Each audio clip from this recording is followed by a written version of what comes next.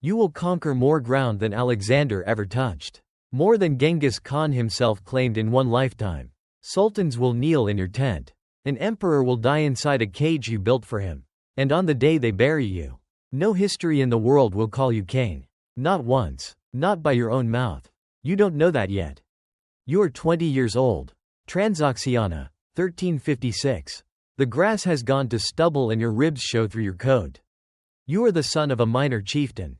A horse thief with a title too large for the herd he commands. You are stealing sheep in the dark when an arrow finds your right leg. Something, a stray shot. No one agrees whose.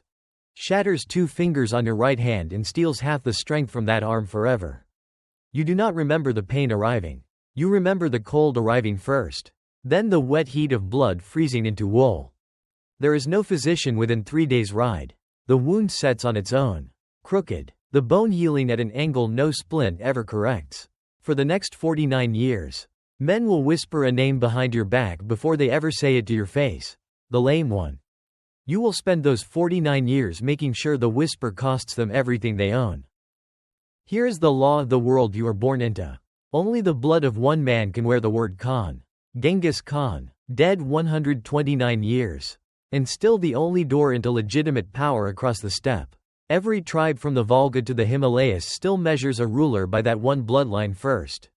His army second. You are not his blood.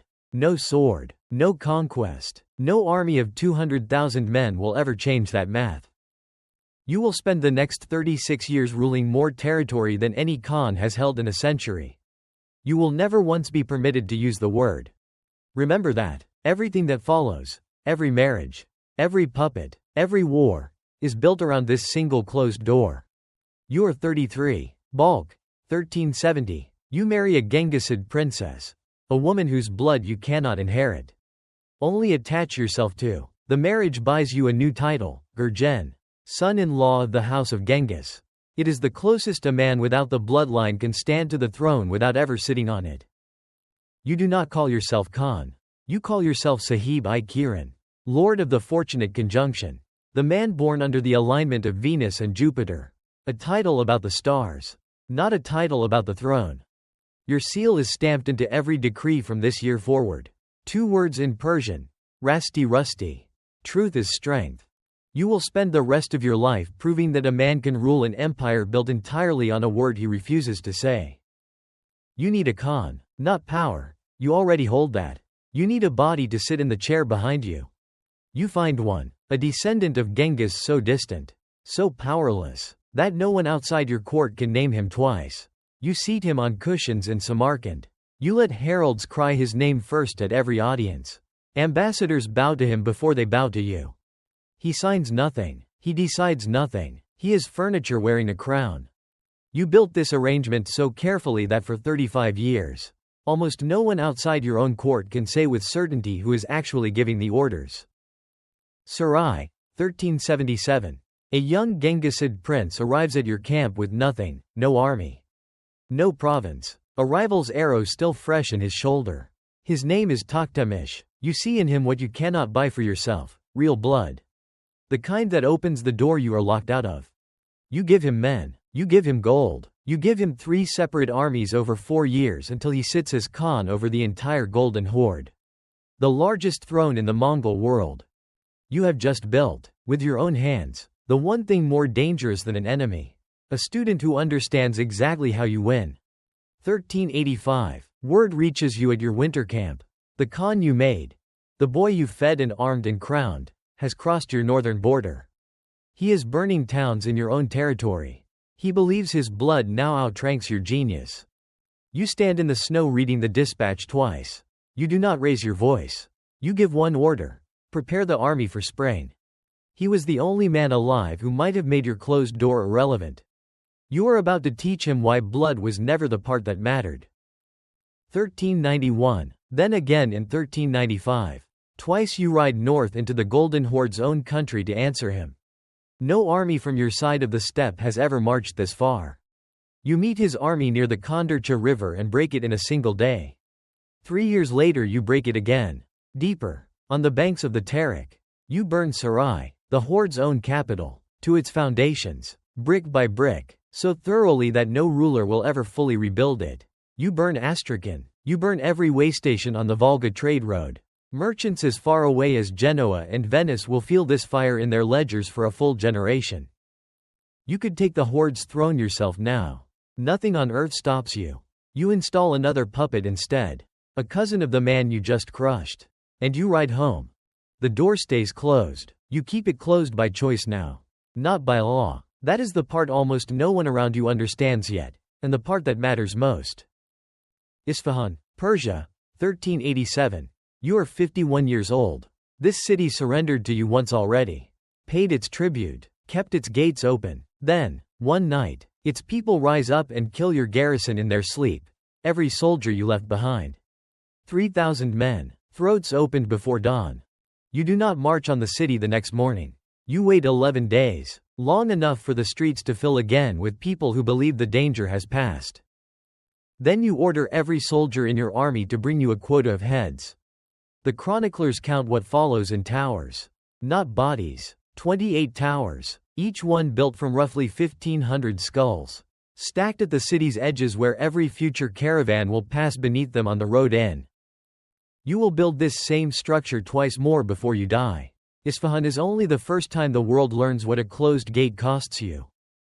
Delhi, December 1398. You are 62 years old, and the Sultanate here is rich enough to fund 100 wars. Before the battle, your officers bring you a problem: 100,000 captured prisoners inside the camp. Too many to guard, too many to feed. You give the order in 4 words. By nightfall, the camp holds no prisoners. 3 days later, inside the city itself, the massacre runs for hours. Chroniclers who ride with you will later write the number as if reciting a psalm. Over 100,000 dead within the walls. Outside 2 of the city gates, your engineers stack skulls into towers taller than a mounted man. The same pattern from Isfahan 11 years earlier. Refined now into something closer to architecture than punishment. You are already gone north with the treasury loaded onto 90 elephants before the smell fades from the streets. Ankara, July 28, 1402. The Ottoman Sultan, Bayezid, meets you on this field believing he cannot lose. His own soldiers call him Yildirim, the Thunderbolt, a name earned for how fast his cavalry crosses a battlefield.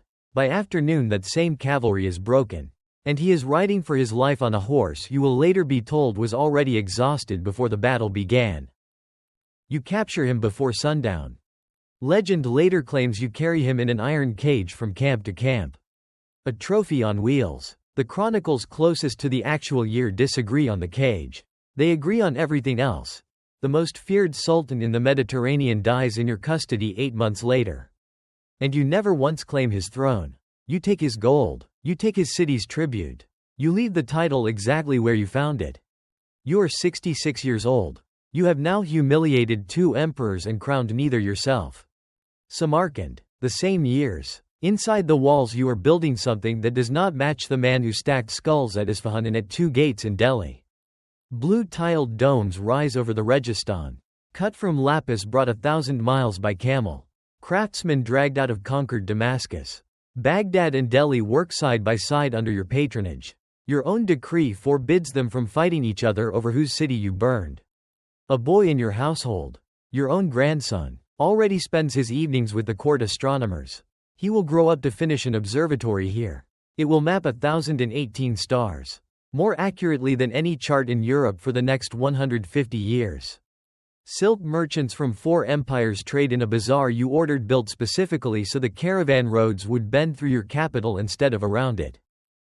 You do not see a contradiction here. Neither does anyone in your court. The towers of skulls and the towers of blue tile are raised by the same hand. Funded by the same conquest. No one has ever asked you to explain why both exist. Here is what your own advisors understand and never write down where a stranger might read it. The word Khan was never worth the war it would start. Every neighboring court, from Cairo to Beijing, still recognizes the puppet on your cushions as legitimate. He shares blood with the man who conquered half the known world a century before you. You do not. The moment you sit in that chair yourself, everything changes. Every rival with a drop of Genghisid blood, dozens of them, scattered from the Crimea to Mongolia, gains a religious legal reason to stop fighting each other and unite against you instead. Some historians read this only as cold arithmetic. A closed door is cheaper than a war on 5 fronts. Others argue something older sits underneath it. A step law so absolute that even the greatest conqueror alive does not dare test it in the open. You will never say which one is true. Perhaps, for you, both are. An empty throne with the right man's shadow on it is worth more to you than a full one with your own name carved into it. You did not lack the power to take the word. You calculated, for 49 years, correctly, every single time, that the word was the one conquest not worth its price. Otrar, December 1404. You are 68 years old and you are marching 200,000 men east. In deep winter, toward the Ming Empire of China. An empire larger than every territory you have already broken combined. And the one throne left on the map that has never once sent you tribute. The cold this year is worse than veterans can remember.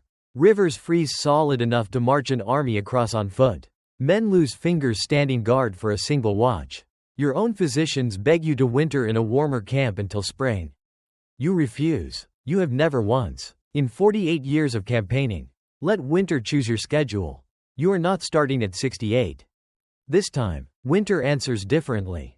February 1405. Fever takes you in your tent at Otrar before a single Ming soldier ever sees your banners.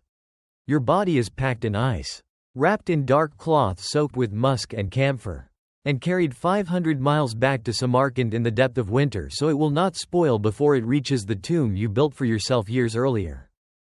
Inside that tomb, carved into black jade taller than a man, 2 lines are cut in Persian and Arabic. One reads simply, Rasti Rusty. Truth is strength. The same 2 words from your seal. 35 years earlier. The other is a warning. Someone added it later. Their name never recorded. Disturb this grave. And a war worse than any this man ever fought will follow. 536 years later. In June 1941, a Soviet scientist breaks that seal to examine your skull. Local elders warn him not to open it. He opens it anyway. 3 days later, Germany invades the Soviet Union. No one can prove the 2 events are connected. No one who has ever heard both stories has been able to fully let go of the coincidence either. You lived this once, and now, you are history.